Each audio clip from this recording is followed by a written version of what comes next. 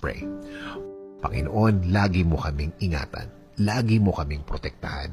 Lagi mo kaming ilayo sa mga taong walang alam gawin kundi ang manakit ng kapwa nila. Mag-isip ng masama sa kapwa nila. Patuloy nyo kaming i-guide sa tahimik na sitwasyon ng buhay. Itinataas po namin ang lahat ng sakit, lahat ng pasakit, lahat ng mga umiiyak kaming mga gabi. Palitan niyo po ito ng isang payapang puso at payapang buhay. Patuloy niyo kaming alagaan laban sa mga taong ito. Alam namin na hindi ka natutulog at alam namin na alam mo ang lahat ng mga nangyari at mga nangyayari.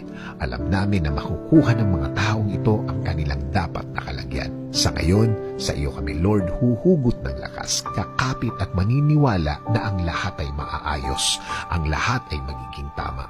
Nangangako din kami, Panginoon, na mananatili kaming mahinahon, mananatili kaming magpipigil para na rin sa ikaayos namin. In Jesus' name we pray. Amen.